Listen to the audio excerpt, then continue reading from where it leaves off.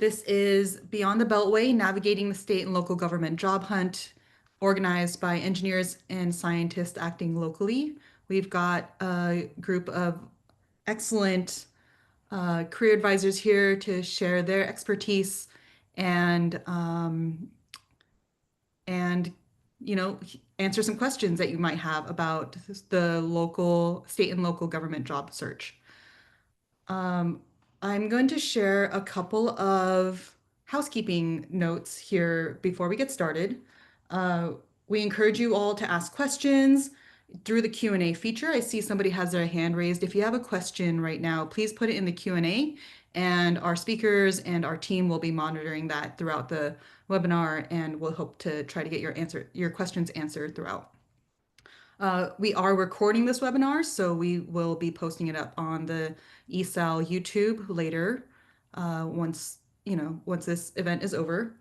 And I also want to note that this webinar is scheduled for 1.5 hours. We have an hour of conversation with our our speakers here, and then at the end of it, we will have some time for a facilitated skills assessment that Katie Hogan from Partnership for Public Service is going to lead us through. So we hope you stayed through the end because the skills assessment is a really great activity that we hope will be useful, whether you're searching for a job now or in the future. And with that, I'm going to hand it over to Taylor Spicer, Executive Director of ESAL. Thank you, Jessica. Welcome, everyone. We are so thrilled that you're here with us today. I am going to tell everybody a little bit about who is hosting this webinar today, Engineers and Scientists Acting Locally. We are also sometimes referred to as ESAL, E-S-A-L, the executive director for the organization, and would love to be in touch beyond this webinar. So I've listed my email here, and I have open office hours for anyone looking to connect. So those are available on our website. And I would love to first take a moment and just thank Jessica Wu and Matt Martin of the ESAL team who have made this opportunity possible for all of us. They have been putting in the time and research and effort to bring this great group together and to offer not just this chance to talk and develop our skills, but to follow up with a lot of resources that we hope will serve you beyond this gathering. So before I hand it back to this group, I want to just take a step back and talk about ESAL as an organization. We're a group of people with science, technology, engineering, and mathematics backgrounds generally.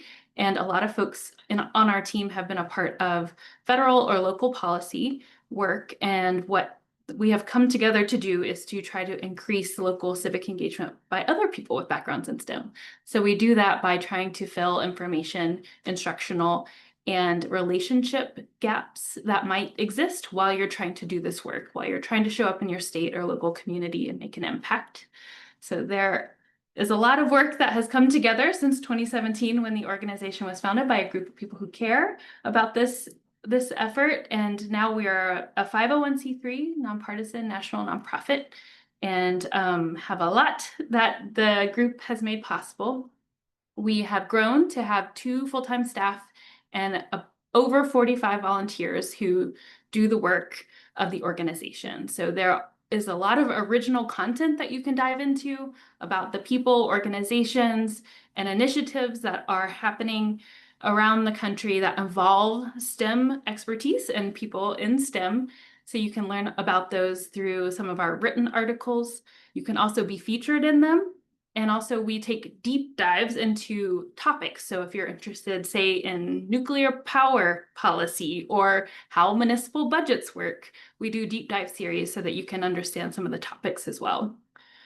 We want to bring more people together. And so this is one way that we hope you can find connections that help you in your work where you are. Also can find us at a lot of workshops and conferences with STEM associations and professional networks. We are convening our own networking events in person with other partner organizations, and soon it will have an opportunity to better organize all of this work through an online community building platform, which I'll reference again in a second. And then we have just long-standing evergreen, but dynamic resources on our website that allow for you to find these organizations and people near you. Also search for them based upon your interest. Civics 101 will help you get the foundational information you need about how local governments are structured and typically how they work. And then our local engagement playbook will give you some suggested steps to start your local civic engagement journey.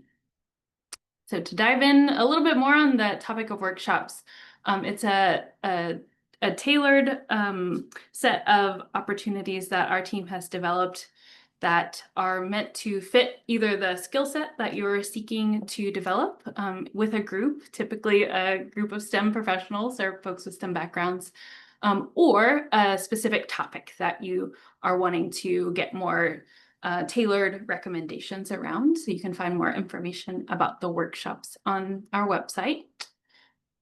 And for individuals anywhere across the US, we're hoping that you'll take a step to build more community with us through an online platform that we are launching that will be many things, but we think centrally it's a place to meet people across the country and in your state that are doing local work. And so there's a lot that we hope you will bring and that you will gain by being a part of this online community that will launch in July. Finally, I referenced that we are mostly a volunteer-run organization, and we are always looking for folks who want to contribute. And I've listed here a few of the current open volunteer roles that we have, because everything pretty much that you see has been informed by, led, or run by an amazing person who gives their time and their efforts to this work and this mission. So would love for you to join the team. And with that, a little nudge to please stay connected with us. And one of the best ways to do that is through subscribing to the monthly newsletter. So I will hand it back to you, Jessica. Wonderful. Thank you for giving us that overview of ESAL. Um, and before we jump into our presentations this morning, just a little bit of an agenda. And first, I'm going to launch a poll because we have 51 attendees here today, and we'd love to learn a little bit more about you. So we have a question for you, and it is about your job search status. And it's only one question, so we hope you'll take a minute right now to look at the options and respond. We'd like to know what best describes your current job status. Are you a current or former federal employee planning a transition or actively searching? Are you actively searching right now? Are you exploring career options and not currently applying? Or you're not job searching, just here to learn? Or are you seeking a job after graduation and you're in school right now? Wonderful. Thank you so much. I see the numbers going up very rapidly, and we have a few more people who haven't responded yet. I'll give you another minute. And I really appreciate everybody engaging so far. Once again, if you have any questions, we do have some questions that we've received from your registration. We will be answering those questions later on in our webinar. But if you do have any other questions, please go ahead and put them in the Q&A box. What we'll do in the next few minutes is begin presentations from our speakers here, and then we'll go into a moderated discussion, and then we'll have a chance for you all to have an audience Q&A as well. And throughout, we'll keep an eye on the Q&A and try to answer your questions as they come in, or group them together if we get a lot of them. And then finally, we have a facilitated activity at the end. So we hope that you're able to stay to the end of this hour-and-a-half webinar and participate in the skills assessment that Katie Hogan will be leading us through at the end. All right, I'm going to go ahead and end the poll. Most people have answered now. And I'm going to share the results. So hopefully everybody can see that. We have about 20% folks who are current or former federal employees, and about 30% also actively searching, and others who are exploring career options or not, or here to learn or seeking a job after graduation. So we have a good mix of folks here, and we will try to address all your questions as best we can. All right, I'm going to go ahead and stop sharing, and go into an introduction of our first speaker today. And our first speaker is Katie Hogan. Katie leads the Partnership for Public Services strategy to inspire the next generation to consider a career in public service. In her role, she manages several key federal internship programs and oversees the Call to Serve network of colleges and universities. Previously, Katie directed the Ohio State University's Washington, D.C. internship and fellowship programs. Katie also worked on a U.S. State Department program that sends high school students abroad to learn critical languages. Through this work, Katie developed a passion for building high impact professional programs and supporting the career development of aspiring public servants. Thank you for joining us, Katie, and I'll hand it over to you. Thank you for having me. Welcome to everyone. Thanks for being here. So as Jessica shared, my name is Katie. I'm a director at the Partnership for Public Service, and we're a nonpartisan nonprofit. We believe a stronger government means a strong democracy. If you are unfamiliar with the partnership, we've been around for over 24 years. And again, we're nonpartisan. Our idea is that a strong civil service is important and core to a strong democracy. And the way that we accomplish that big and bold mission is through policy ideas. So what makes government work better? Through leadership development. So making sure that the folks in government have the training and the support and leadership development that they need to succeed. Through workforce programming, whether that's employee engagement, onboarding, and then participating in conversations like this one to specifically help our federal workforce. And we have expanded to include state and local workforce as well. Jessica shared a little bit, but in my specific role as director of workforce programs, I'm focused on early career talent at the partnership. So I've been here for 3 years. I worked in higher education for nearly a decade, placing students into internships. But in that work, I got a lot of career coaching experience. So whether that's your resume, your cover letter, networking, interview skills, salary negotiation. So I know that today is a career development discussion through the lens of public service. So really excited to be here, and I'm going to try my best to share some gems along the way. So I have just a few moments, and I'm going to talk about a few high-level topics related to our organization to frame our discussion. But again, I'll share more of that career advice through our Q&A, and then we're going to end our time together with that skills assessment exercise that Jessica referenced. So if you all just give me a moment, I am going to share my screen. But I will note the partnership has been working with federal government, like I said, for over 24 years. And thank you for your patience. And I will get these links in the chat once I am done presenting. Hopefully everybody can see my screen, but this is a guide to our federal workforce data. And I will just note there have obviously, it goes without saying, been a lot of changes to the federal workforce. And you can see here the sources of data for federal workforce, how we source the data. That leads to some of the pieces I'm going to share with you. FedScope in particular has likely changed. That was or is an OPM. So the data is only as recent as September 2024, and it is unclear when we would be able to get updated data. So I did just want to give you that caveat. However, I still feel this is important. So this explains the source, but I wanted to put in front of you all this map. So I don't know that I have to explain this to this group, but just for the sake of making sure we're all on the same page, federal government is nearly 80% outside of the greater Washington, D.C. area. So 80% of the civil service is not in D.C. I know a common misconception is that one would have to move to our nation's capital to have a civil service career. So I'll just spotlight over 150,000 federal employees as of September 2024. Again, that it has likely changed. However, still a significant portion of the California workforce there was over 150,000. Over 81,000 in Georgia, nearly 30,000 in Michigan. So you can see here that the federal government and opportunities are in every state, and opportunities abound throughout the country. So that's one piece that I wanted to frame the discussion, is that there are federal opportunities everywhere. And thank you for your patience. If you want to dig deeper, I strongly encourage you to go to these agency dashboards here. So again, I will put all these links in the chat once I wrap up. But what's really nice, and again, this data is as current as September 2024, and it goes without saying there have been a lot of changes to federal government. But by and large, if you want to explore what government looks like by agency, for example, quickly we can click on USDA, and then you will get the agency dashboard once the data downloads.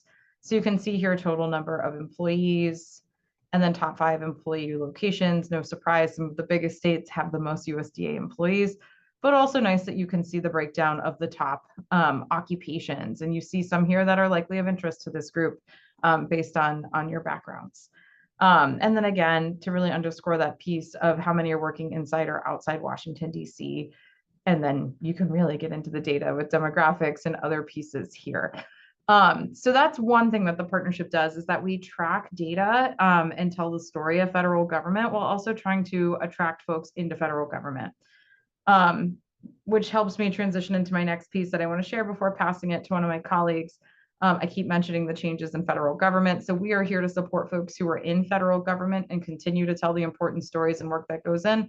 But we also understand that some folks have had to leave federal government or maybe anticipating a departure from federal government in the near future. So the partnership has worked swiftly in the last couple months to launch Fed support. You can see our website here, and I will link it in the chat. But this is designed to provide a central hub of resources, community building, and just access to things like webinars and blogs and resources so that you have what you need to navigate these times. One last piece on Fed support. We did build and launch a free product called the Career Pivot Bootcamp. So this is specifically for folks who are former federal employees or, again, expect that they may have to pivot.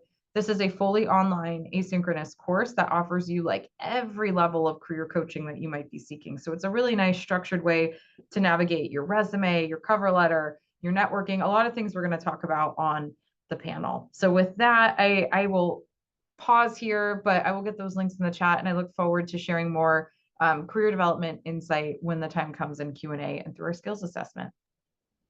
Wonderful. Thank you so much, Katie, for showing us Partnership Public Services website. And I've heard really great things about the Career Pivot Bootcamp for those of you who are those federal employees looking to transition, that it's a great resource to take a look at.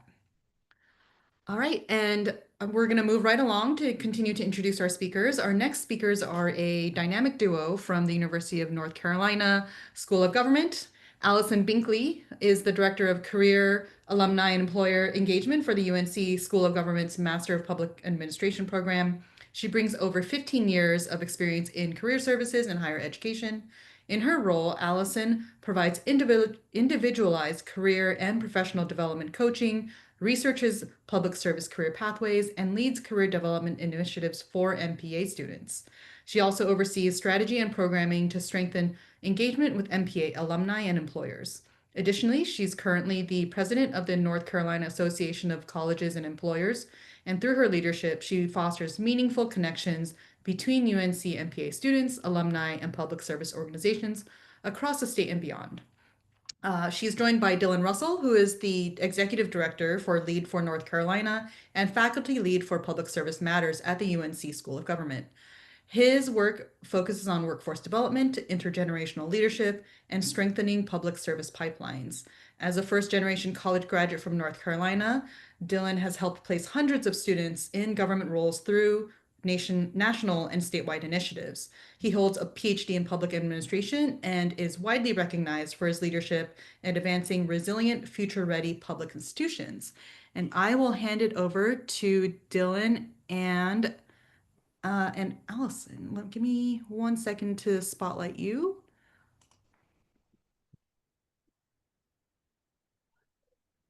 Take it away. All right, dynamic duo. I feel like there's a lot of energy that we have to bring with that, but we'll try to do it. So I'll introduce myself again. And, like Jess said, I grew up in a very rural part of North Carolina. I grew up in the Appalachian Mountains, and, I started my career in public service, but as a K-5 teacher, I've got some war stories from teaching elementary school. Happy to share those at another time. And then I kind of stumbled into a government career, and since then I've worked at all 3 levels of government: state, local, and federal.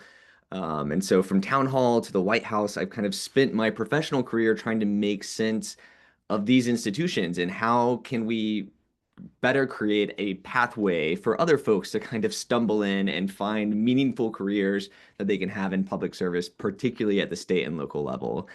And so I'm joined today by Allison, and I'll let Allison briefly introduce herself, and then we'll dive into our conversation. Yeah, as Dylan mentioned, I am Allison Binkley, Director of Career, Alumni, and Employer Engagement.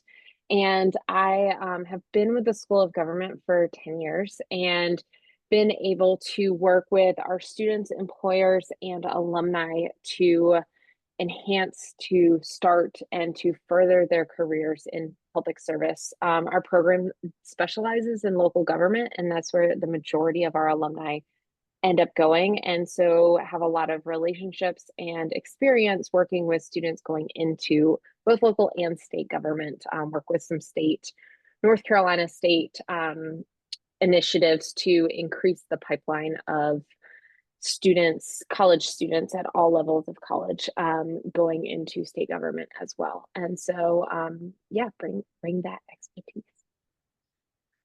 So to kind of dive in and orient us, like Jess said in the introduction, my career has been focused on how can we create opportunities for young people to find pathways into public service. And so from that, I've launched several initiatives like Lead for America, which is the nation's largest local government pipeline development program. I've also been a part of the North Carolina COVID Response Corps that we launched with the Office of the Governor here in North Carolina to just expose students to internships in nonprofits and local governments. And so my entire work has been centered around how can we get government institutions and young people to kind of talk to each other, because these careers have what young people want, and that's careers in which they can make a difference. And our public institutions are in desperate need for your energy, your talent, your enthusiasm.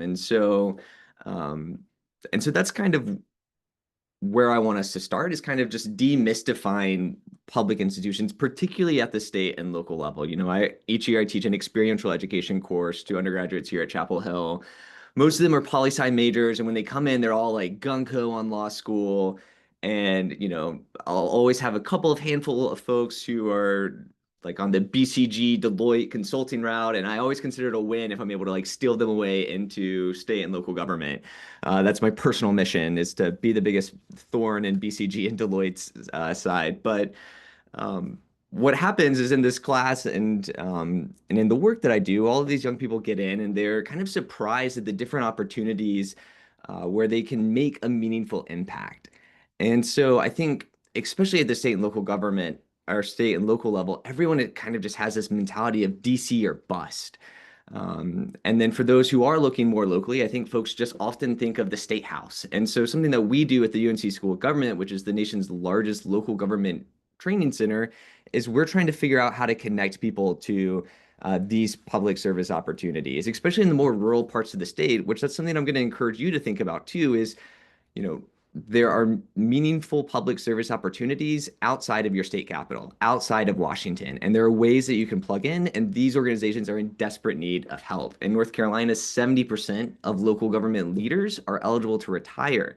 In the more rural parts of the state, these local governments employ 1 out of every 3 people. And so you can see like there's this more normative question about what's going to happen in some of these places, absent our willingness to invest in them, absent our willingness to kind of start a career there. And so, you know, especially at this moment that we find ourselves in of this Jenga federalism, this increasingly unstable and precarious nature of intergovernmental relations, responsibilities, everything is getting shift to state and local, and we're in this new localism frontier. And I think for the past several years, there's been this mentality that the cavalry is coming, and for forever the cavalry's been Washington, D.C., and that's just no longer, Washington's no longer a viable partner for meaningful problem solving. And so all of these things that you see on the screen, from climate resilience to public health, infrastructure, civic tech, education, workforce, these are all opportunities which you can plug in and make a difference. You know, one of the students that I just worked with, um, her background was in public health. And what she just spent the year doing was she looked at all these settlement funds from the opioid epidemic, and she was figuring out meaningful interventions to invest in targeted interventions for specific populations in a rural part of the state. And so these opportunities exist. Some other myths about these opportunities is that you have to work for pennies, and that's just not the case. I always talk about in North Carolina and local government, in our largest county, the county manager makes $500,000 a year. I mean, these folks, these are leaders that are seen as, um, informative and transpiring leaders working to enact community change. And when you look at their salaries and the benefits, it is comparable to the private sector for the type of work that they're doing, and especially for the type of work that's meaningful. And so now Allison's going to kind of talk about how your skills specifically translate. Yeah, thanks, Dylan.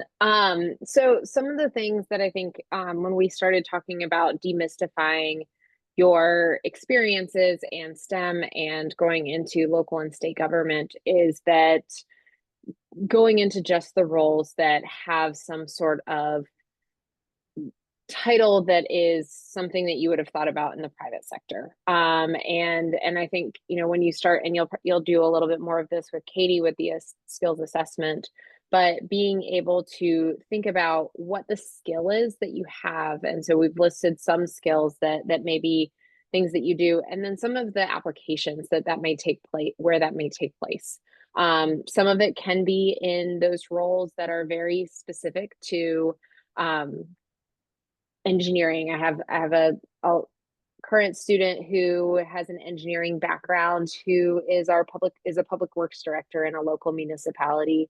But also we have plenty of students who are going into the budget office, going into the town and city manager's office. And so I think there's both of those ways that you can go into local and state government, and the types of roles and the types of ways that those skills that you already have are able to be applied in those areas.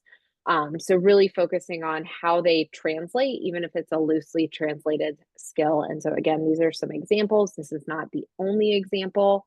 And I think as you go through the skills assessment, you'll be able to see, how does this relate? What are some other things that I can potentially think about that maybe I hadn't thought about, that would open up lots of ways that I can use these different skills.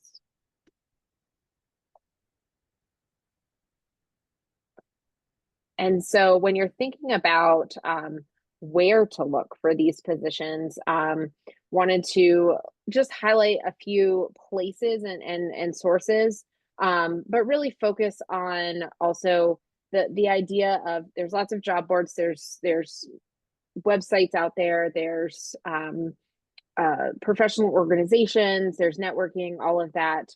But there's also lots of ways to position yourselves and think about the ways that, again, your skills can translate to that next job. Thinking about ways to solve problems. We have different types of positions that are out there that, as local governments will see the need, then they are able to put into a budget and be able to start to hire to solve those critical problems. And so titles may not match exactly how you thought. So I think that's something that's really important to think about too. Dylan mentioned this already, but we, especially in North Carolina, we see that we hear a lot of students and a lot of people want to go into our big cities and our big counties, and that's really great. But we can also, there's a lot of opportunities in some of the smaller towns in the regional areas where that interconnectedness needs to come into play. And so there's a lot of ways that folks in your position, in your shoes, can fill a need in these smaller towns or in these regional roles. So that's a place to be able to look as well. Being able to, as you're looking to gain experience, as you're looking at where would I apply? I know a lot of people on this call are looking to start applying or are applying. And we'll reiterate this through, I think, the other panelists as well. But making sure that you're tailoring the materials that you're submitting, tailoring the information that you're submitting to show how you're qualified, to show how an experience really brings to get how what you have can really help solve the problem that the organization is looking for. And then to just note one last thing, government hiring is slow at the state and local level. I think it's quicker than what I've seen students have happen at the federal level, so that's good.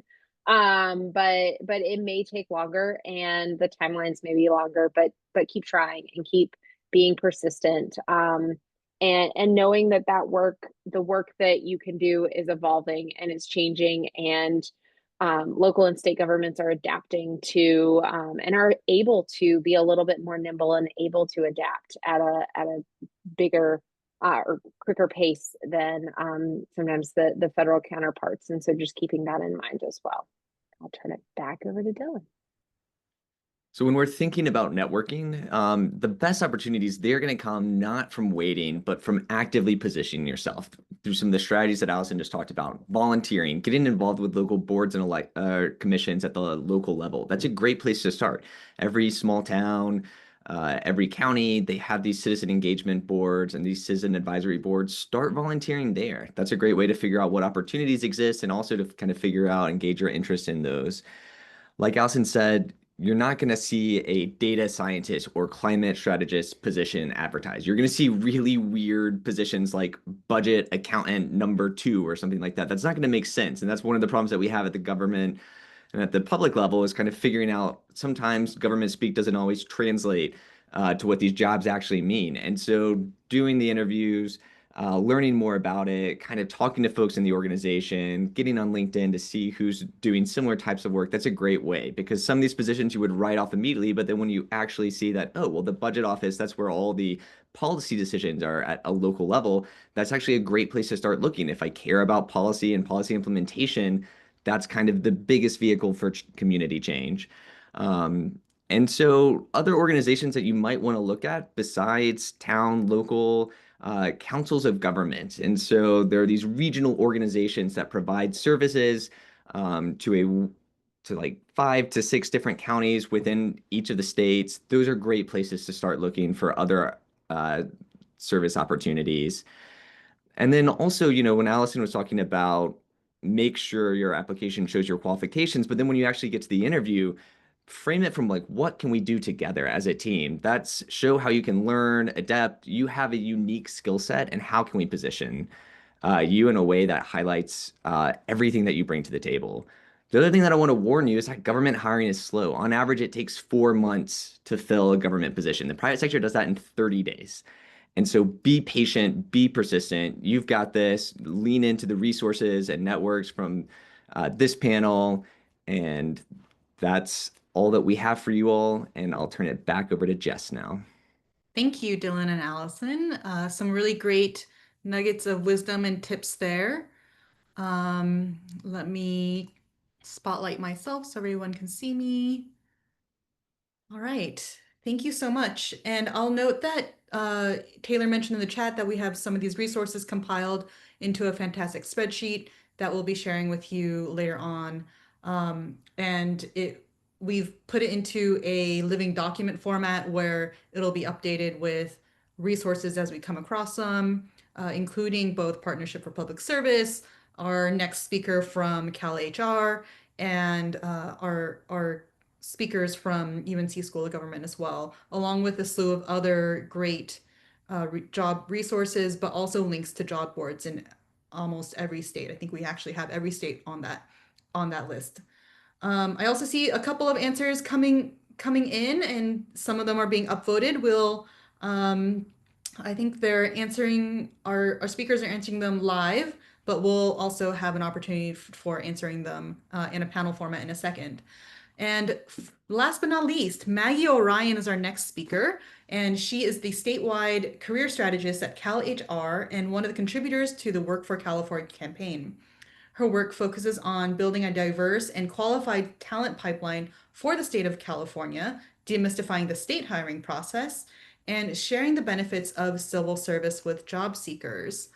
And now I'll hand it over to Maggie to tell us more. All right, everybody can see my screen, yes? Yes, it's great. Great. Hi, everybody. Thank you, ESAL, for inviting me to be here. It's great. I'm excited to speak with all of you on the call. I know you're all coming from slightly different backgrounds.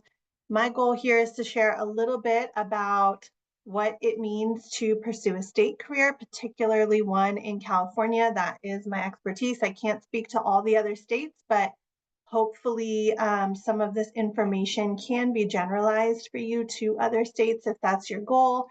If you're in California or seeking a role in California and want to wave or drop a hello from California in the chat, that would be awesome. I want to just start by saying when we talk to our applicants, hi from San Diego, when we talk to our applicants and our current employees, here's why they say, I want a state job or I want to continue working for the state. And it really falls into three buckets. It's our great benefits that we offer. It's our job security. Obviously, no job is completely secure, but relative to what we're seeing in the federal space, to what we're seeing across a lot of private sectors, there's a lot more job security in the state. And finally, work with a purpose. If you are trying to transition from the federal space, these reasons probably resonate with why you also were pursuing federal work. So these are really our core tenets of why people apply with us and why they stick with us. Depending on who you are, we have so many options. We have over 150 agencies, departments, boards, commissions, etc. We're about 250,000 strong in state of California. We have 3,000 job openings today. And I think we are still the fourth largest economy in the world. We might have slipped back into fifth, but we really make an outsized impact on the world with what we're doing in California. So I listed just a few of the departments and boards and agencies that you might be interested in, depending on who you are. So if you're outdoorsy, we have jobs that have you outdoors, including at state parks, Fish and Wildlife, CAL FIRE, Conservation Corps. If you're techie, know that every single department has an IT shop. So a lot of opportunities there. If you're scientific, there were so many, I only chose a few, but there's really a number of different opportunities for you, like the Department of Toxic Substances Control, Pesticide Regulation. We have got two boards, one on water, one on air resources. And if you're green, our Natural Resources Agency and our Cal EPA have a number of different departments that deal with that. So a lot of options here. Hi to my fellow Californians. And I need to start by plugging our Work for California resources. I'm not able to walk you through the whole application process right now, but we have videos, we have recruiting events, both in person and virtual, listed on our Work for California website, plenty of application support. I know that applying for state jobs can feel a little overwhelming or intimidating if it's new to you, but we built this site to really support applicants to California in having the resources they need to be competitive applicants. And we created a dedicated federal workforce page for those of you who are transitioning from the federal space. So please make sure, if you have any interest in working for California, to go check those out. From a very broad level, our application process looks like creating an online CalCareers account. All of our jobs are listed on CalCareers. If you're interested in one of our jobs at the state, some of the broader aggregating sites, they don't actually catch all of our jobs. They're going to send you to CalCareers anyways. So I do kind of suggest that as the source of truth for California specific jobs. You search for jobs, you take an assessment. I'm happy to answer questions about the assessment. There is generally an assessment for all full-time positions, and then you apply. So from the 10,000 foot level, we've got 4 steps.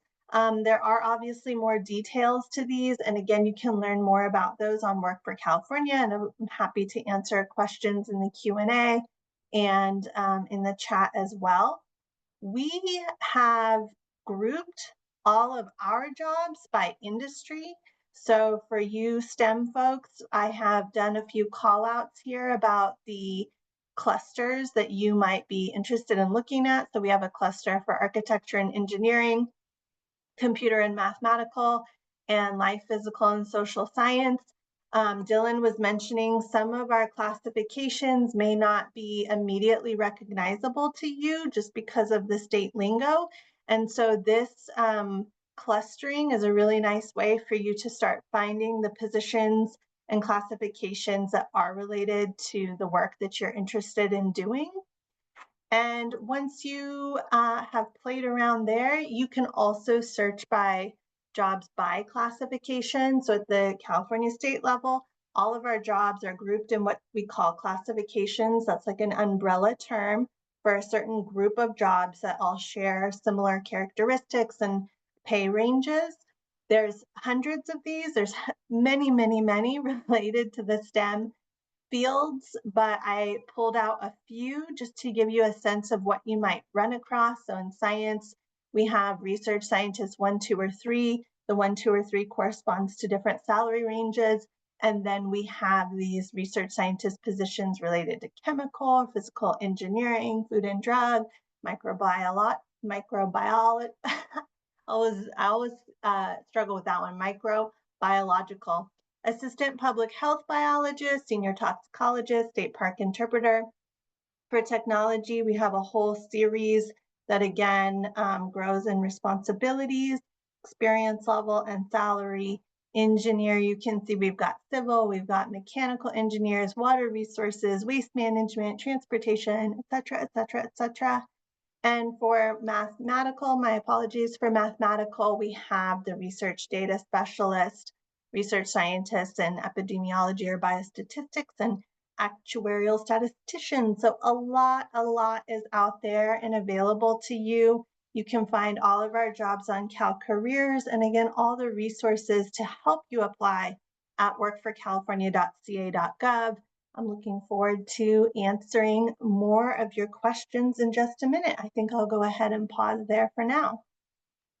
Wonderful. Thank you so much for giving that overview and highlighting the areas in which our scientists can look for jobs in their expertise.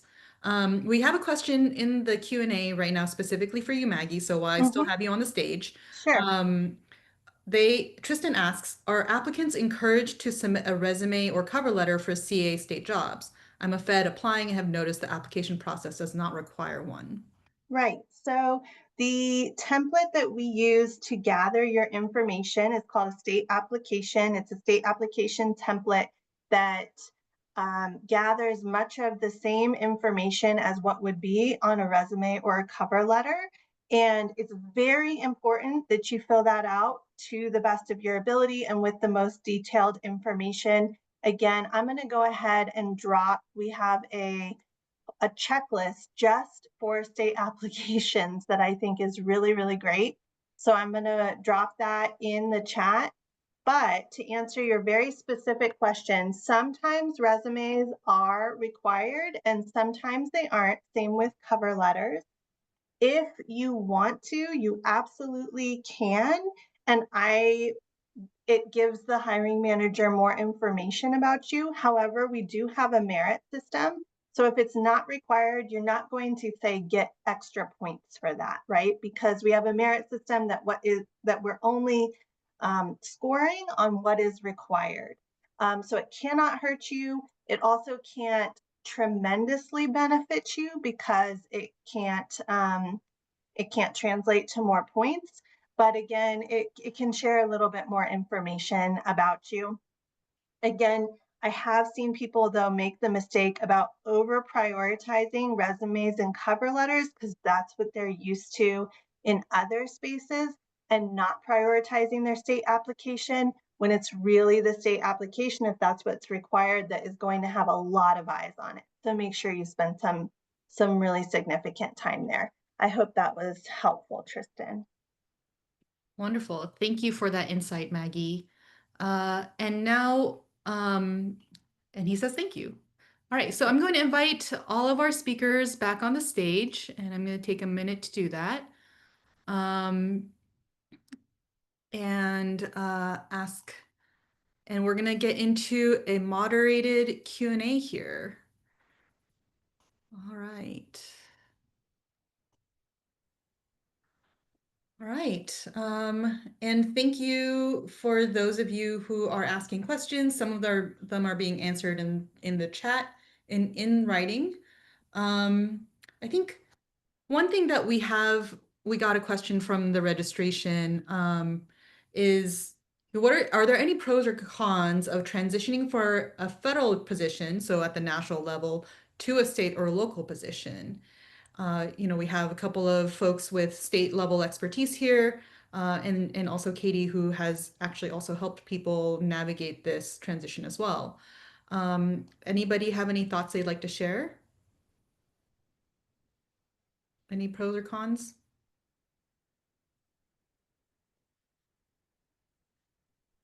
Who'd like to start?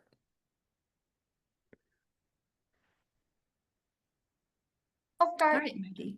One of the pros is obviously, I think, pointing back to my 3 buckets. I think that it allows you to continue to do meaningful work.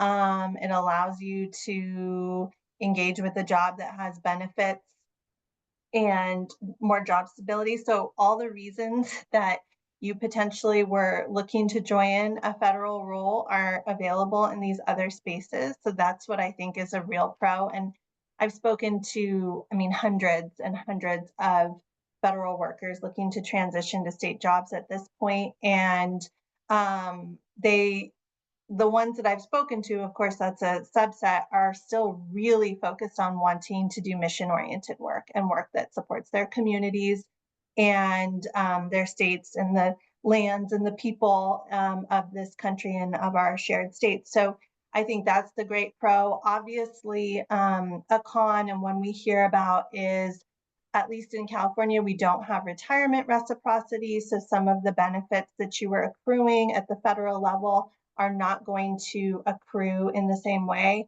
On top of your prior experience, you would be kind of starting over in terms of building your retirement package, which is not a deal killer. It means you'll still be able to do that in parallel, but there's a loss there, and I recognize that. Yeah, thank you for being so open about that. Yeah, One so other thing, oh, go ahead. we've also been working a lot with hundreds, if not thousands, of feds and former feds. Some pros, and I'll echo what was shared, is you've built a lot of expertise, so you get to use it perhaps in a different or new way, which can be exciting. Your engagement or impact may also be closer to those that you serve. So it's no secret that public servants have that intrinsic motivation. They want to do good work. And it's not necessarily untrue in federal government that you wouldn't be close to those you serve, but it is likely that you may be closer to the impact at a state or local level. And then, of course, public servants needed now more than ever. So being good stewards of that public dollar and the public institutions and serving our communities in positive ways are certainly pros. Cons, I can't speak to every state and locality, but something we are hearing that I want to be honest about is sometimes the compensation is lower than federal, or there's not a direct pathway to the exact salary band that folks were making in federal. So that can be a con. They are smaller, so there could be less opportunities. So again, we live in a huge country, so it's hard to make a broad statement for all states and all localities. So I think I'll pause there and hear what others have to say. Just gonna kind of reiterate a little bit of what Katie was saying in terms of the impact that can be made and seeing that impact. I think that's something that we see a lot and hear a lot from our students and our alums, is that they can actually see when they make a decision and the budget actually impacts what they're going to do, or the raising taxes and what that does, and or the community engagement events and things like that, or that new infrastructure that is getting put into place. And so I think that direct being able to see what is happening and the decisions being made is something that, as they're giving back and serving in those careers, that's been something that has really stuck out as a pro. Wonderful. Thank you all for your insights and sharing a pretty close look into what it's like and some of the differences you might experience from the national level versus the state or local level. I want to touch on something that was mentioned in the discussion because there was a question in our chat as well, and Dylan gave a great answer, but I also want to give everybody else an opportunity to chime in if they'd like. And this has to do with compensation. So the question was, what is the pay for all of these positions? And I think, again, like Katie mentioned, it might vary from state to state and also position to position. But are there any trends or thoughts that you all have noticed in your years of experience regarding compensation for STEM professionals at the state or local level? I'll just say one, it's not directly answering your question, but remember that public salaries or public sector salaries should be public. So the one thing you have on your side is you should be able to do research, and that goes for public universities as well. By and large, that data should be available. So I want to empower folks to also go in with the full information, and that should be accessible to you. And that, there's different ways to look at it, but I think that is a benefit because you can go in knowing exactly what you could be angling for and what you're negotiating caps might look like. But I'd love to hear from others. I'll jump in here and say, yes, all of our salaries are publicly available. Look at the classification, the salary band is there. You're generally starting at the starting point of the entry point of the band, and then you earn raises over a certain period of time, and then you have a max, and that's usually how it's shared. For us, it's usually shared on a monthly level. We really also encourage people to always take into consideration the full compensation package. Public service jobs generally have better medical benefits, paid family time, what have you, a whole host of benefits.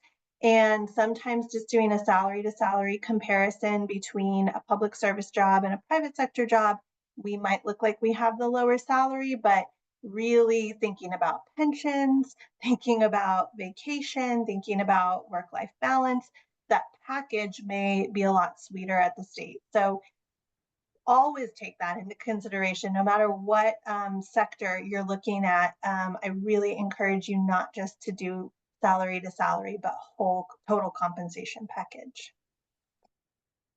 One thing that we do is we track salary data of our recent graduates. And so within 6 months of graduation, I have a lot of data on what salaries have done. And longitudinally, what we've seen over the course of the last, let's say, 5 to 10 years is we've seen a substantial increase in salaries, and which makes sense. It should go up. Cost of living goes up.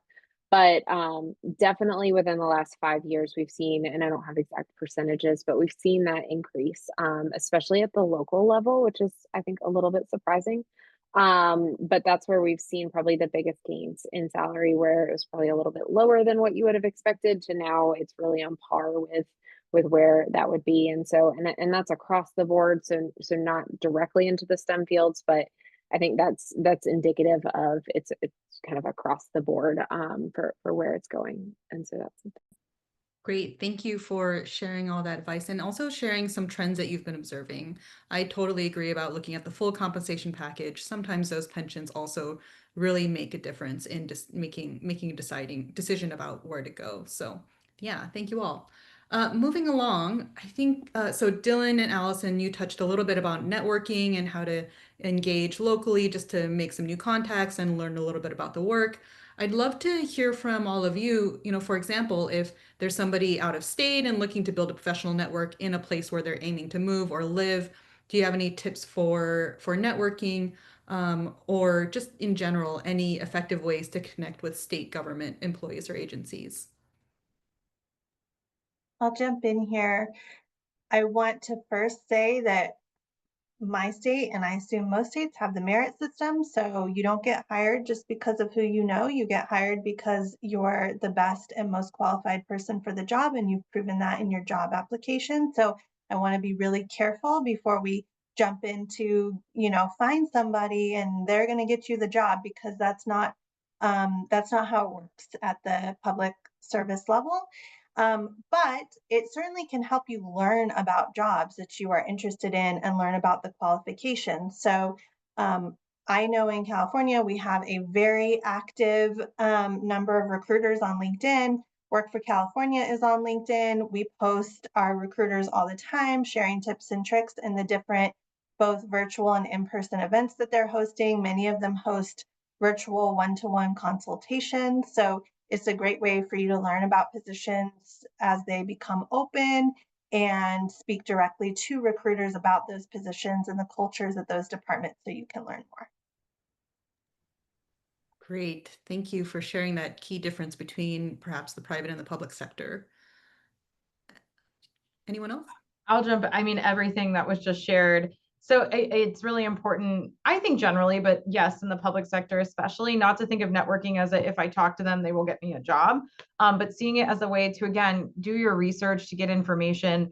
So if you are, I mean, these are all things that you all know, but I'll just run through them quickly. Get on LinkedIn and see who you know that might be working in state government or has worked in state government in areas that you would be willing to move to where you already reside in, and just see if they'll give you their time. I've been hearing, again, I've been working with hundreds, if not thousands of federal employees and former feds, hearing that it's been largely surprising in a good way to know how quickly people are willing to give you a 25, 45-minute phone call. So just like look at your LinkedIn, you may be surprised to know how many folks you have working at a state or local level or who did in the past that would be willing to give you their time. And then just as was shared, it gives you information. It gives you that behind that curtain, like what is it like to work here? What is the culture? What skills are being sought? How do folks thrive in the application process, for example? They can give you that direction on hiring. If you're able to find folks to do informational interviews with, they can tell you about the entry points, how people get into the roles, and tips for navigating the hiring system successfully. It also gives you context. What is the prospect of hiring right now in this state or local government? What do budgets look like? What do funding streams look like? What does strategy look like in that current state? So networking with folks in the public sector, I think, is a way to gather really important information and do your research so that you can move forward as best and as strategically as possible. And then this is something I always say when asked about networking, but just remember, people need to know that you're looking in order to help you. So I have the job I have today at the partnership because I saw actually a different role that the partnership was hiring for about 3 years ago. And I thought, and I had worked with them in my previous role at the Glenn College at Ohio State, and I liked the partnership a lot. So I thought, well, maybe I'll just talk to the guy who I work with all the time and just see what he has to say about this job. And through that conversation, he was actually able to give me context, tell me that they were hiring for a different job that he thought I'd actually be more interested in. And that's the job I have today. And he didn't necessarily get me that job, but he gave me information that I could act on in a strategic and effective way. So think of it that way, but just know that people can't read your mind. And everyone's different. I have seen everything from putting a very clear ask as a LinkedIn post, here's my situation, here's what I'm seeking, here are ways that you can help me. That's really tactical, to more one-on-one outreach via message, email, text. So whatever works for you, please do that. But you have to let people know that you're looking. Look into your alma mater. We have a really great higher education example on this very panel. There's likely folks in every city, especially if you went to a big school, reach out to those local alma maters. You might even look at your alma mater's alumni association or even their career office. Not every school offers this, but some career offices do offer support to alumni. So look into that and see who they can connect you with. And I think the last two things I'll say, industry specific organizations. So this is a really good example with ESAL. What is going on in those states or localities, or what can you tap into? Some of them might be hyper local, so you might have to dig a little bit, but I think that's a great way. Get on their mailing list, go to their events, go to their webinars. And the last thing I would say is some states offer like recruitment, and I think this was touched on, but like recruitment webinars, I think, and forgive me if this isn't the right one, but I think it was Massachusetts. They offer like how to write a resume for success in navigating state positions. Go to those things, even if it's like just broad or it's not STEM focused. Go hear directly from them what they have to say. And again, it just allows you to operate strategically and thoughtfully in your targeted job search to a state position. Awesome. All great advice and really actionable advice too. So hopefully everybody took some notes and has something to work with here. So I want to, we're coming to the end of our time for the Q&A, and we do have our skills assessment to move into in a few moments, but I want to ask one more question that I think has come up in a couple of different ways from our audience. And this has to do with how to find, like, understand the words that people are using so they can actually start to get to be a little bit more targeted and strategic as they're looking at job descriptions. We have one question from physical science, and this person is interested in looking at roles directing or supporting policy and implementation. And we also have a question that's uh, in the Q&A right now, where this person, Olivia, is looking for policy positions like in conservation, but she isn't quite clear, or they aren't quite clear what words they should be looking for in the position titles. Does anybody have any tips for how people should be searching? I'm responding to Olivia right now, so I'll go Wonderful. ahead and say something here. I just played around on CalCareers and I typed in policy and I typed in legislative and got some interesting results, like policy analyst, legislative representative, etc. And a lot of these are falling under some of our very general classifications that, like, you might not know to start with, such as Associate Governmental Program Analyst or Staff Services Manager 1. So I will acknowledge it takes a minute to orient yourself in each new state or a federal space or what have you, a local space. You know, where is my cluster? Where is my bucket? But you will find your way.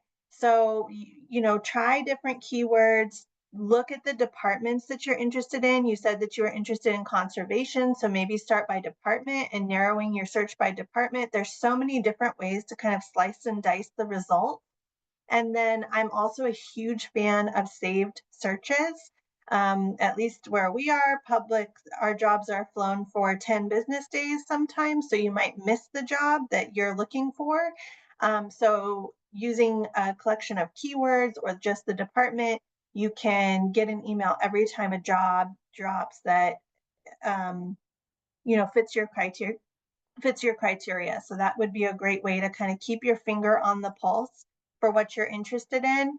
And as was mentioned, doing that networking to see who has jobs that you're interested in, that's similar to what you're interested in, and then learning the language to then find those jobs. Wonderful. Thank you. Anybody have any other advice or thoughts to share on that? I think Katie mentioned LinkedIn. So one of the things in LinkedIn that you can do is look at skills and look at different people at your alma mater that might have a degree that you're interested in, but maybe have a skill in policy, and be able to look at their job titles. And the same thing that Maggie was mentioning, I think just keeping a list of the themes that you're seeing in those job titles, and then being able to use that keyword search or those themes that you've collected to build that keyword search, and understand those departments, the departments that are coming up when you put in like conservation, for example, and what is coming up when you put that in as a keyword. And so kind of keeping track of that, so then that can help inform your future search. So a little bit is work on the front end, do the research, put it all together, reflect on it, and then figure out what that might be. Wonderful. Thank you, everyone. It's hopefully this helped to demystify some of the job searching process at state and local level. Also, hopefully folks have some practical tips and tools that are actionable, that they can start using to network and engage and explore and learn more about potential job opportunities where they can apply their STEM skills in the state and local governments here. And thank you to all our panelists for also answering questions in the Q&A as we're going through this. And we hope that everybody learned something today. And we're going to do a little bit of self-reflection now. And we're going to have Katie lead us through that. And before we jump into that, I want to thank all of our panelists, Maggie, Dylan, Allison, for your wonderful insights and sharing today. I think I think you can find all their work in the links that we've shared. And if you have any questions for them, please feel free to reach out to us and we can direct them their way. And yeah, with that, I'm going to hand it over to Katie. Thank you. Can everybody see my slideshow? Yes. Wonderful.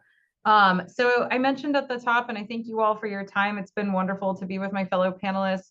But the Partnership for Public Service, we have worked in the last few months to pivot our work to include what we call Fed support. which takes a lot of forms, but ways to support the community, because folks who are in government or who have had to leave government, we know it's been extremely difficult. So there's a number of ways we do that. I hope you'll explore our Fed support website. It's intended to be a hub, but also a place to find community. But for a practical, more tactical tool, I wanted to take some time to talk to you about our skills assessment, and some of this certainly came up in the Q&A and in the discussion we just had.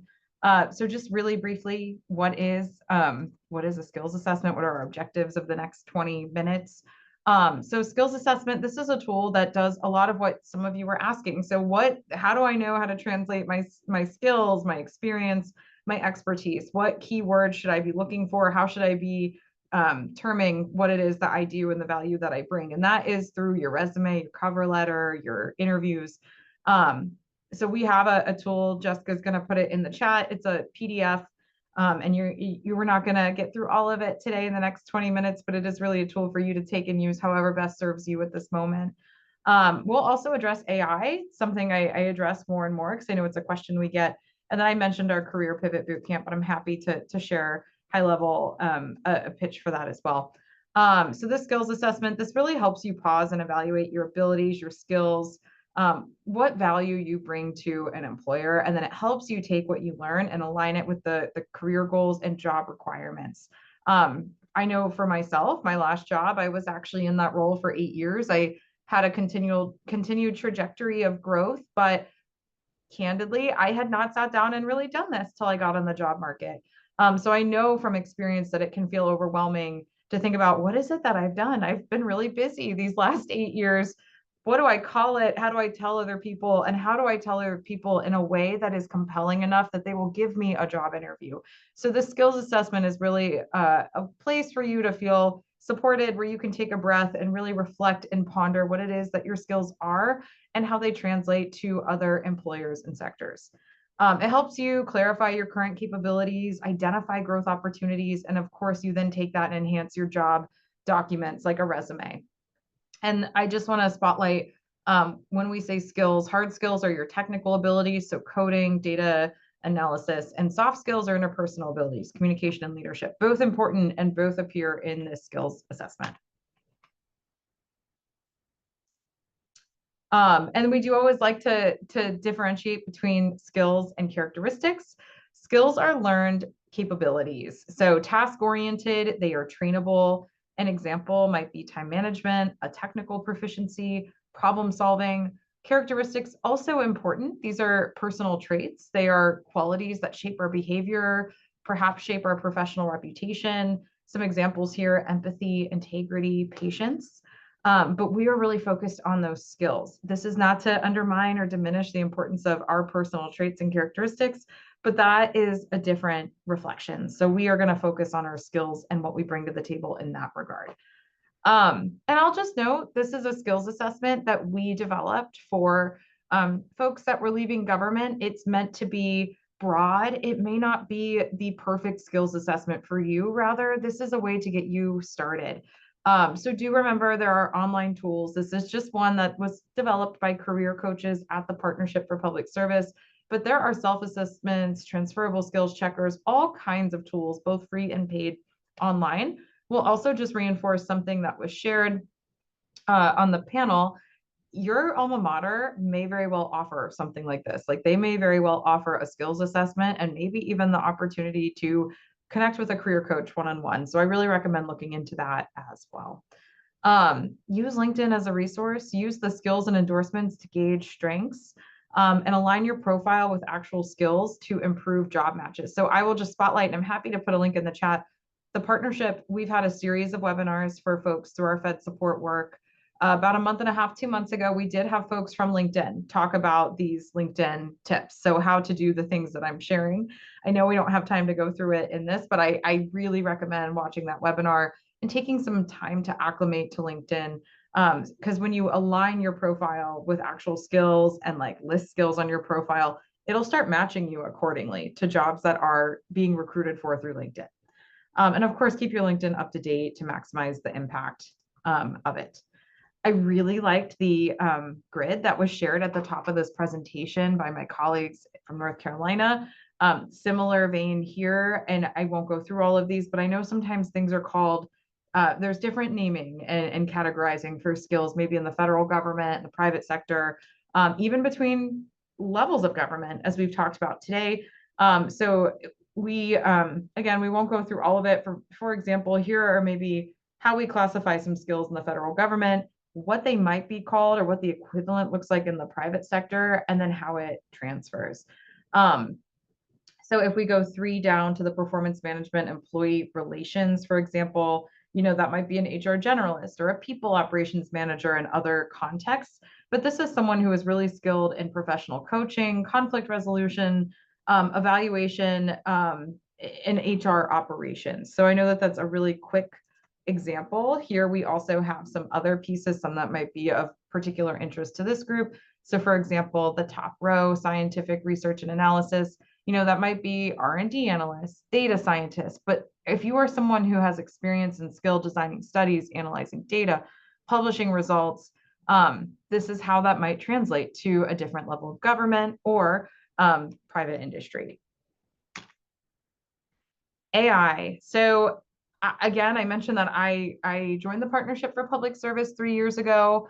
I have not been on the job market since, and AI has changed remarkably in the career search and career development journey, even in just that short time. So I just like to flag that this is ever evolving and changing and important to keep up with and be mindful of. What AI can do. So I do just want to start, and I'm sure the panel would agree, you do not want to use AI to write your resume, to write your cover letter, but you want to use it as a tool. Sometimes I like to say, something I heard from a colleague a few months ago was, this is a way to work through writer's block, or this is a way to help you through those times where you're like, how can I rephrase this to be better aligned with this position? So it's a helpful tool, but ultimately your career search has to be authentically your own, in your voice, in your own writing. But this is a helpful tool. So what can AI do? It can spark ideas. I like to think of it again as like a Kickstarter, a way to get the ball rolling. But whatever it spits out is not the final content for your resume, or for any other piece of the career development process. So it can spark ideas for how to phrase things, how to align things, how to recategorize things that are maybe in your previous job description, and how is it aligned with the one that you were applying to today. It can help you analyze transferable skills and suggest job titles. So you can put in your top 3 skills from the skills assessment, and then ask what types of jobs you would target in the state of California government. It will be imperfect because AI is imperfect, but it is, again, a way to get you started thinking, giving you something that you can run with. It allows you to analyze job descriptions and align your strengths. So again, this would never be I'm going to say this every bullet point. It's never going to be the ending point, but you could put in your resume and a job description that interests you and say, what are my top 3 skills that qualify me for this position? And from there, that should allow you to really tailor your resume, which you want to do for every job, and prepare that cover letter if it's required, and just think about how you would prep for that interview, for example. I've also heard of folks, this last bullet point under what AI can do, highlight skills gaps for development. I've heard of folks putting in their resume and a job description and kind of going the opposite route, where what would be some of my deficiencies, or what would be some areas that would make it difficult for me to succeed in this position, that kind of puts you on notice for areas of development that you may want to address as you pursue that job. Again, it's not going to replace your authentic voice. It's not going to serve as the final product, and it is not a substitute for real human feedback. So I think this is a piece of the puzzle, but I still really believe in human interaction. So get with those career advisors, get with those trusted mentors. If you are on the job search for the first time in a while, who's someone you trust that works in your field, that knows you, that can look at your resume, that can help you think through big picture, what you're seeking and how to get it. Go to those webinars, do things like you're doing today. Human components are still really important, but the AI can help you weave it all together and keep it moving forward. And in the interest of time, I won't run through all this, but again, it's a starting point. And do remember, AI can and likely will be biased or incorrect. So anything it spits out, you want to make sure is true and backed up. And of course, don't share personal information. This last one is interesting. More and more employers are developing AI policies. Again, this is rapidly ever evolving tool. So just make sure if they specifically say, candidates may not use AI in their job application process, then like that, you do want to honor that. Okay. So completing your skills assessment. So we're gonna give you some quiet time here in a moment. I'm just checking the time. But this could take like an hour. This is like a Rome wasn't built in a day situation, or maybe you come back to it over the course of a week or two. But the point is you want to designate some time to do this in a quiet, thoughtful space where you feel you will be most productive. Don't skip sections. You may be more experienced than you think. It's interesting. We actually engaged a team here at the partnership in the skills assessment. Some folks were like, oh yeah, I've actually done social media, or I've done survey development and quantitative data stuff. Like, it's interesting how much we like kind of forget. So like, you just never know. So go through all of it. Maybe you are someone with a science background that has also become a manager or worked in management. Those are really strong skills. Having both of those backgrounds is really awesome. Make sure that you're documenting and thinking through all of that. We suggest creating a companion document with examples of when you've used each skill. So what that might look like is perhaps you go through and you see that you do have performance management background because you have supervised a team of 2 to 5 people for the last 7 years, for example. You'll want to start writing out those examples. You know, like, what were your supervisory skills? How did that parlay into your performance management skills? Were there any outcomes? Did you retain employees? Did you successfully get employees like promoted up the career ladder wherever you may have been? So just, that'll look different for everyone, but create a companion document with examples of when you used each skill, because that's really helpful to have. Use the reflection prompts to identify top skills for your next role, and think about your career think of it as your career multi-purpose tool. Highlight what you want to do well and where you're excited to grow. Okay. All right, so I believe we're gonna play some music. Yes, Jessica, I see you coming off camera. I'm gonna go on mute, but we're gonna do 5 minutes for you to access the tool. I'll try to catch up in the chat. Great. And we'll come back together. Yes. Sounds good. We have, so just for everyone, the skills assessment is a PDF that was uploaded in the webinar chat. So you might have to scroll up a little bit to find it. And if you're having trouble opening the PDF, which it sounds like some people are, we can email it to you if you put your email privately in the chat to us. And we also have one question as folks are working through it, Katie. Sure. There is a question about what coaching means in the section titled Facilitation, Coaching, and Content Design. I'm going to stop sharing. Yeah, and Taylor has uploaded it again as well.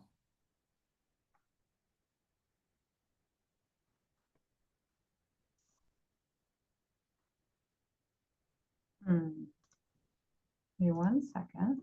Sure. So this is the second table in the skills assessment, and it has some elements like facilitates/coaches programs and workshops, facilitates conflict resolution, facilitates meetings, and I think the question is, what does coaching mean in this context?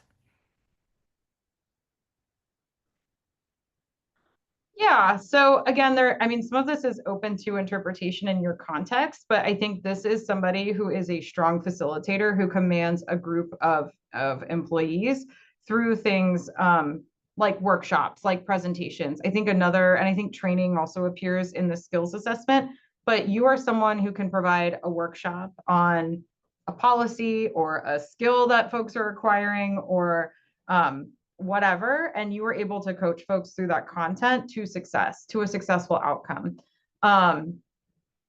So if you are somebody who I think has delivered a workshop successfully, delivered a presentation, and did Q&A, there's also one-on-one coaching, and that can look like if this was someone who was a direct report to you and you coach them through obviously being effective in their role, but perhaps also their own career development and skills development in the workplace as well. But I think in the second table, the way that we thought of it is someone who is facilitating and coaching people through programs or workshops or content to whatever the intended outcome or success was. Does that help? Yeah, and Olivia in the chat says thank you. Happy to, Olivia. Yeah, wonderful. Thank you Awesome. so much for sharing that. And hopefully with that clarification, we gave folks enough time to fill out their the first section of the skills assessment. And we want to give folks a chance to share any reflections or anything that they discovered as they were going through this skills assessment. Uh, so if anyone has had a moment to reflect and think about this first section and would like to share their thoughts and reflections, we'd love to hear from you. I think we have Matt from our team. Matt, are you available? Would you like to come off mute and on video and share anything you learned going through this exercise?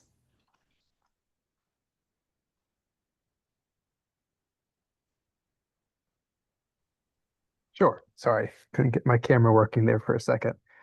Um, yeah, so as I was sort of going through this initial section, um, I think my current role is in the sort of like healthcare policy space, public health kind of adjacent space. And so a lot of the work that I do is sort of research related. Um, but I think reading through these sorts of types of skills and sort of proficiencies, I found that like I think I have more sort of project management expertise than I think I maybe have articulated previously when applying to jobs, in terms of coordinating different teams that I've worked with in the past. And so I think that kind of an insight is really helpful, as I'm trying to Yeah. think about sort of what a kind of position that I'd want to sort of pursue at the state or local level. Absolutely. That's awesome. And project management is sought after in every sector. So that's a really important skill to name and understand how you developed it, what your skill level is, how you can apply it thoughtfully in a state context, local context, private industry. Yeah, a lot of folks maybe start with like a technical background or a STEM or science background. And then, as I was sharing, like with the performance management, maybe they become a manager, maybe they start doing those more human resource type things. Same with project management. That's a really good example. Something else that I'll share, Matt, and this may sound funny, is like ask yourself, do you like project management? My colleague, who's also a career coach, who has delivered this workshop and this tool, has reminded folks, just because you are good at something doesn't mean you have to do it. And to make sure, like when you're doing this assessment, ask yourself, do I enjoy project management? And if you do, feature it prominently and look for those roles that have that in your case, healthcare, but for everyone else, whatever your STEM background is, expertise and project management marries the two. Whereas if you want to do less project management, probably don't feature it on your resume and seek out those roles. Yeah, for sure. That's super helpful. Thank you. Yeah, thanks, Matt. I'm gonna ask the audience, is there anyone else who has an insight they'd like to share? If you raise your hand, we'll try to unmute you and give you a chance to speak up. You don't have to be on video. We can unmute you and give you a chance to chime in. So yeah, we'd love to hear from you. But in the meantime, as we're waiting for folks to maybe build up some courage and raise their hands, we do have a question from the audience. Can you describe a little bit of this pattern recognition skill here in problem solving and analytical thinking? So it's the third one down from the top, and the description says pattern recognition, ability to discriminate between choices and apply learned patterns to identify solutions. Yeah, but I'm just navigating.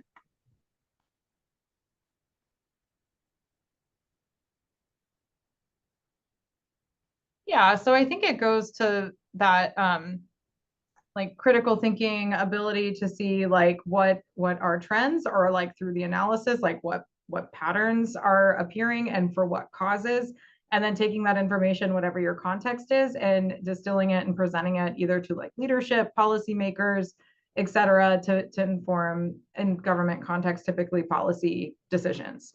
But identifying those patterns can be really important to continue funding, to continue a project, um, to tell the story of what is happening, or why a program is needed or duplicative or not needed or needs to change.